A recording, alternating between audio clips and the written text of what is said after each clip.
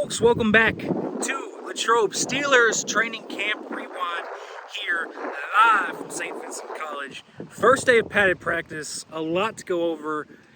3 real takeaways from today, but the big one that I had, quarterbacks, folks, Russell Wilson and Justin Fields. Russell Wilson finally got some team reps today, and he did really well with his team reps. 7 of 7 in 7 on 7, so if you want to do that tongue twister, try and say that. But Russell Wilson looking very methodical. 2 moon balls, one to Connor Hayward, one to Quez Watkins. Methodical, accurate, but Justin Fields, the most consistent day, in my opinion, Justin Fields has had on this football field. You can see him starting to kind of get the grips of the offense. The design QB run game is becoming a big factor, obviously. He had a touchdown here and 7 shots right on the goal line. But you also saw him really throw the ball all around the yard. You want to talk about outside the numbers, in between the numbers, deep, short. He was accurate all day. Didn't really throw in an inaccurate ball. Didn't feel like the timing was off. He looked great today. So Justin Fields, I think, put his best practice up of training camp so far. That's a good sign for the Steelers. If they get this type of play out of those 2 guys both days, I mean, they were nails. So that is really, really positive. What's not positive, Roman Wilson leaves with an ankle injury. Got carted off the field. I mean, it wasn't even 30 minutes into practice, 7 shots. He got rolled up on by Anthony Averett on a jet sweep. And so this is definitely going to be an issue moving forward if he's out for any extended period of time. I have long talked about how I feel like Calvin Austin has very much entrenched himself in the wide receiver 2 role. He had a good day today. Van Jefferson caught a nice 20-yard pass, and Quez Watkins and Scotty Miller have made some plays, but not consistent plays. And so when we talk about these wide receiver rumors, this is only going to fuel them. George Pickens with the gorgeous one-hand catch as well. That got the crowd going very early. But Roman Wilson has been having a really strong start to camp. And what I thought was he was putting himself into the starting conversation with that wide receiver 2 job, and certainly was going to be the starting slot. So we don't really even get to see how much he can do. Hopefully it's not too serious of that ankle injury. Mike Tomlin didn't have much to say on it other than he was going to be examined and they're going to look at it. So we'll see what happens there. Wide receivers that I've talked to, Calvin Austin and other guys, said they're going to have to step up.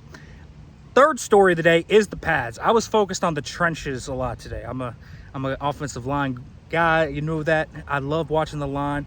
And so I did. I watched backs on backers. I watched offensive line, defensive line one-on-ones.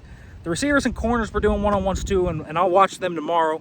But I wanted to focus on the big hogs today. And so let's go through a few takeaways. For one, Troy Fautanu. I mean, this guy was a star out here today. Went up against TJ Watt 3 times. I think the first rep you probably could have called a holding on him. I think the next 2 reps, though, just completely stymied Watt. So very impressive stuff from Troy Fautanu. And then you put him in team period in the team run. He's clearing out guys on the edge. Man, he looks ready to start to me. I just don't see the reason to sit him. They're kind of working with different packages. Sometimes it's Fautanu and Moore. Sometimes it's Jones, Fautanu. Sometimes it's Moore, Jones. I think Jones and Fautanu will be your starting group week 1. I truly believe that. Backs on backers today. Peyton Wilson got a little bit of some welcome to the NFL moments. Aaron Shamplin and Jaylen Warren both really hit him right in the sternum and really stunned him twice. He is a guy I think that is physical, but he's playing with a little bit of fire right now, learning how to play in the NFL. And so you can kind of see him acclimate to it, though. Over the practice, I thought he kind of came in control of himself, playing with a lot of emotion, but you saw him really improve over practice. So I'm interested to see how this kind of continues to grow. And last thing that I really wanted to point out about this, Zach Frazier, kind of interesting. I've had a lot of people ask me about Zach Frazier and what he's kind of looked like, because they think he's going to be the starting center. Right now, Nate Herbig is running first-team center and has run first-team center. Zach Frazier so far, I mean, I'm not overwhelmed. I'm not underwhelmed. I'm whelmed. I think that's a good way to put it. He's looked fine.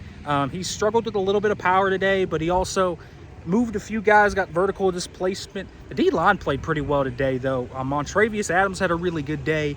I also thought Kyron Johnson, an outside linebacker, had a good day. Jeremiah Moon, the former Raven, flashed a little bit. And DeMarvin Leal continues his strong start to the year.